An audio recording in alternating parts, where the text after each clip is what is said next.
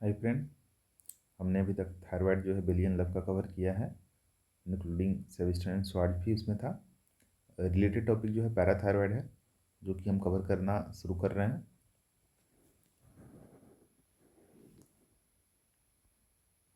तो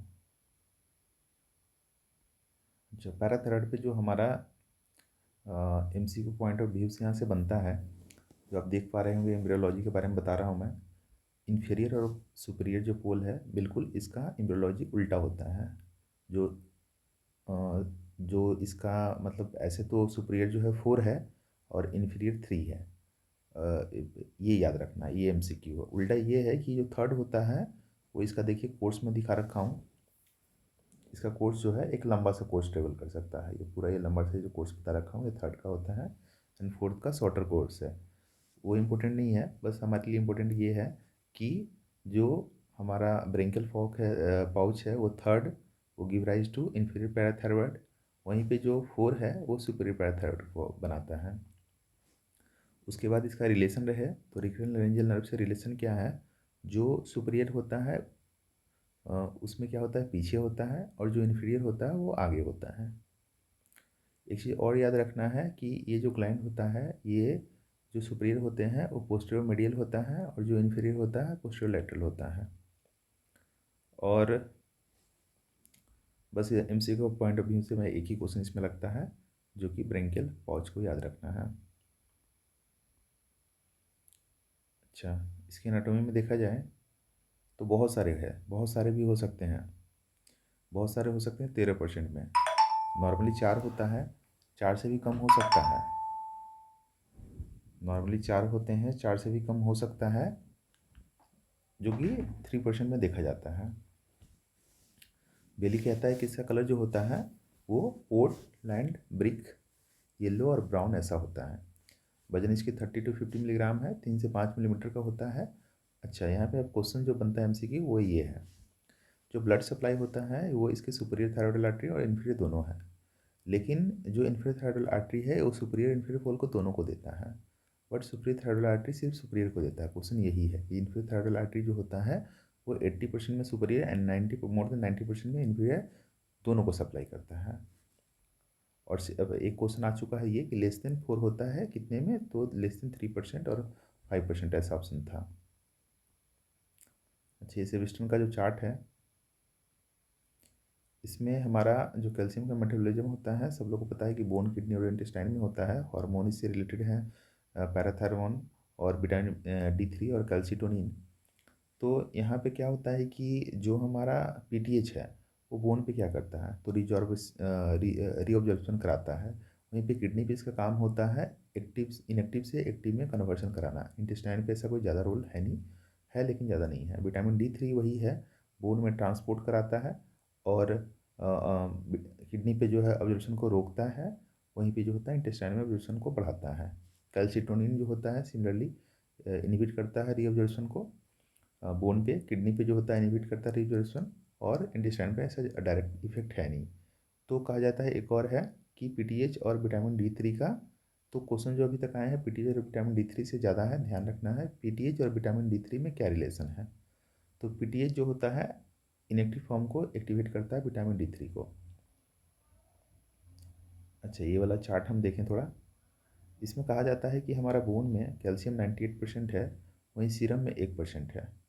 जिसमें हमारा जो MCQ है उस पॉइंट भी पे यदि देखें तो मैं जो कलर करके रखा हूँ 50% जो है हमारा ये बॉन्ड फॉर्म में होता है, एल्बुमिन से ये घिरा हुआ रहता है, ये फ्री नहीं है, ये आप यूज नहीं है। तो हमारे जो है तक इस कारण से एक फार्मूला दिया जाता है कि आखिर कैल्शियम तो करेक्टेड करना पड़ेगा, ये तो बॉन्ड फॉर्म है, तो एक्चुअल कैल्शियम कितना है वो करेक्टेड कैल्शियम करना पड़ता है। जिसमें नीचे फार्मूला जो मैं लिख रखा हूँ कि आप कैल्शियम को मेजर कर ले कितना आता है, प्लस 0.4 जो है इंटू 4 - सीरम एल्बुमिन। यदि मान लीजिए सीरम एल्बुमिन 3 है तो 4 × 3 जो है 1 आ जाएगा, 0.8 उसमें ऐड कर देना है। ये हमारा करेक्टेड है। अच्छा, एक चीज़ और मुझे लगा था कि जो हमारा एसिडोसिस यदि मान लो किसी पेशेंट में है, ये क्लिनिकल सिनेरियो से क्वेश्चन बन सकता है कि किसी पेशेंट को एसिडोसिस है, तो उसका मतलब एक चीज़ आपको ध्यान रखना है कि उस पेशेंट में जो है कैल्शियम बढ़ जाएगी। क्यों? क्योंकि फ्री जो होता है प्रोटीन बाइंडिंग, जो प्रोटीन होता है वहाँ पे वो कम हो जाता है, और अल्कलोसिस में उल्टा है, कैल्शियम घट जाता है क्योंकि बाउंड फॉर्म में ज़्यादा होता है। तो एसिडोसिस में कैल्शियम बढ़ जाता है, ये याद रखना है। अच्छा, ये सब ग्राफ जो होता है, सब लोग जानते हैं कैल्शियम होता है वो हमारे बोन, किडनी और इंटेस्टाइन पे एक्ट करता है। कैल्शियम लेवल को फिर जो है वो एक मिला के कुल मिला के जो है यहाँ पे बढ़ा रहा है, बोन से रिजर्व करा सकता है, किडनी से, इंटेस्टाइन से, तो ये छोड़ते हैं, यहाँ पे आता है। ये ग्राफ भी आप लोग बहुत टाइम देख चुके होंगे। इसमें सिर्फ क्वेश्चन क्या बनता है वो मैं बताता हूँ। जो कि कोलेकैल्सिफेरॉल जो होता है विटामिन D3 वो प्रेकुर्सर होता है, वो बनाता है स्किन में, ठीक है। अच्छा, इनएक्टिव से एक्टिव फॉर्म में जो होता है वो बनता कहाँ पे, किडनी पे। और इनएक्टिव फॉर्म क्या होता है, एक्टिव फॉर्म में क्या होता है, तो 124 डिहाइड्रोक्सी कोलेकैल्सिफेरॉल ये तो आ भी चुका है, ये एक्टिव फॉर्म है। इनएक्टिव क्या है और ये कहाँ पे एक्टिवेट होता है, किडनी में, ये क्वेश्चन है। अच्छा, दूसरी जो चीज़ है दूसरी जो चीज़ है, तो यदि मान लो किसी का किडनी फेल हो गया तो वहाँ पे क्या एक्टिवेट होगा, नहीं होगा। तो किडनी जो है जिसके रीनल फेलर है उसमें ऐसा बन सकता है, एक सिनेरियो क्वेश्चन दिया जा सकता है, ये एक्टिव फॉर्म क्या है, नेगेटिव फॉर्म क्या है, प्रिकर्सर क्या है, ये पूछा जाता है। अच्छा, सेकंड वाला जो है चार्ट आप देख पा रहे होंगे, ये वाला जो है जो फिगर है, इसमें हम दिखा रहे हैं, यहाँ पे आपका PTH है, यहाँ विटामिन D3 है। अब ये PTH विटामिन D3 जो है ये मेनली जो है ऑन्कोप्लास्ट सेल पे एक्ट करता है, ऑन्कोप्लास्ट सेल पे ये एक्ट कर रहा है। और फिर जो है वो आपका एक जो है OPGL नाम का एक जो है आपका OPGL लिगांड है, तो इसका नाम ध्यान रखना है। और ये जो है PTH और विटामिन D3 जो है ओस्टियोब्लास्ट पे वर्क करता है और लिगेंड सी होते हैं, बस। और फाइनली क्या होता है कि फिर इसमें जो है कैल्शियम का जो है कैल्शियम बनाएगा, कैल्शियम रिलीज करवाएगा। अच्छा, हाइपर कैल्सीमिया के लिए एक जो है क्वेश्चन ये है कि हाइपर कैल्सीमिया का मोस्ट कॉमन कारण क्या है, तो पूछेगा कि ये क्या है, आउट पेशेंट और इन पेशेंट, ये आपको पता होना चाहिए।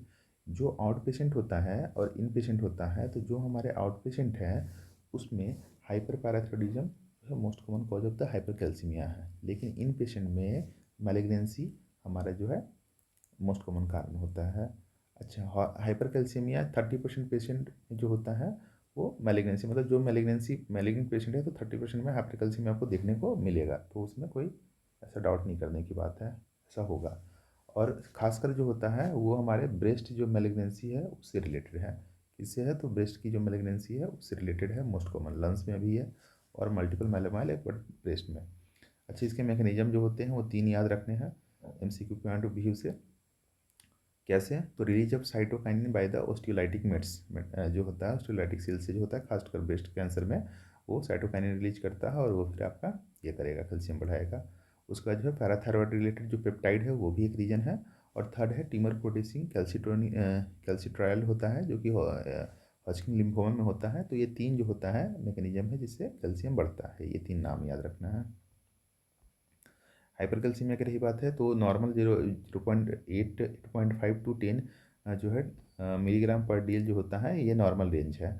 अच्छा, यहाँ पे जो ये है ये HHM, ये मैलिग्नेंसी है, हाइपरकैल्सीमिया से एसोसिएटेड जो मैलिग्नेंसी है वो है, और हाइपरपैराथायरॉयडिज्म ये है। तो यहाँ पे ध्यान क्या रखना है कि मैं एक चीज़ कहूँगा कि प्लाज्मा कैल्शियम हो गया, सिंपल सी बात है, कैल्शियम और फास्फेट उसके साथ में रहेगा। तो और यहाँ पे क्लोराइड है और बाइकार्बोनेट है और CaMP है। तो ऑलमोस्ट यदि कैल्शियम और फास्फोरस क्लोराइड को छोड़ दिया जाए तो बाकी सब कुछ मैलिग्नेंसी में ज़्यादा है। रफली इतना याद रखने से कुछ अब MCQ में आएगा तो हम देख लेंगे। अच्छा, कैल्शियम यदि हाइपर कैल्सीमिया हो गया तो उसका डिफरेंशियल क्या क्या हो सकता है, ये जो क्वेश्चन मार्क में कर रखा हूँ ये क्वेश्चन आ चुका है। मतलब इसके डिफरेंशियल हाइपर पैराथायरॉयडिज्म और जो है कि ट्यूबरकुलोसिस पे है और लिथियम पे है और डायरेटिक्स है, ये जो होता है करता है। अदर 1-2 और नाम रखें जो इम्पोर्टेंट है, तो ये सब क्वेश्चन आया है। अच्छा, ये वाला चार्ट जो है बहुत बार सब लोग देख चुका है, सब लोग जानते भी हैं आप लोग। इसे मैं ये बताना चाहूँगा कि क्वेश्चन प्राइमरी और सेकेंडरी से आता है। सेकेंडरी ऐसे क्लिनिकल सिनेरियो दिया जाता है कि रीनल फेलर होता है और डायलिसिस के पेशेंट है, तो समझना है थोड़ा कि सेकेंडरी है। और प्राइमरी और सेकेंडरी में ये कैल्शियम PTH या विटामिन D3 फास्फेट इसके लेवल को जो है, जैसे आप देख पा रहे हैं कि कैल्शियम ज़्यादा हो रहा है, प्राइमरी में कैल्शियम ज़्यादा है, PTH में भी ज़्यादा है या नॉर्मल हो सकता है, विटामिन भी बढ़ रहा है, फास्फेट घट रहा है। तो ये जो है हमारा प्राइमरी रोल है, जो है हमारा ग्लैंड में वहाँ पे दिक्कत है। लेकिन सेकेंडरी की कोई अदर रीजन हो रहा है, किडनी वहाँ पे वर्क नहीं कर रही है, तो ये हमारा यहाँ पे रीजन जो होता है कैल्शियम घट भी सकता है, नॉर्मल है, पीटीएच बढ़ेगा, विटामिन डी घटेगा और फास्फेट तो बढ़ेगा ही बढ़ेगा, बहुत ज़्यादा बढ़ेगा। तो फास्फेट भी एक रीज़न यहाँ पे दे दिया जाता है। तो प्राइमरी सेकेंडरी को जो है डिफ्रेंशिएट ये करा सकता है। तो यहाँ पे ध्यान रखना है कि जो है फास्फेट का लेवल प्राइमरी में तो घटेगा, लेकिन सेकेंडरी में घटेगा और बढ़ भी सकता है। वहीं टर्सरी में एक चीज़ ये ध्यान रखना है कि पीटीएच का लेवल बढ़ता है, और कितना बढ़ता है, बहुत ही ज़्यादा बढ़ता है। 800, 1000, 2000 इस रेंज में जाता है, तो मोर देन 800 ही रहेगा। अच्छा, हम यहाँ तक ये भी कवर किए हैं। अगले टॉपिक में मैं अगला लूँगा। तब तक जो है मिलते हैं नेक्स्ट लेक्चर में। Thank you.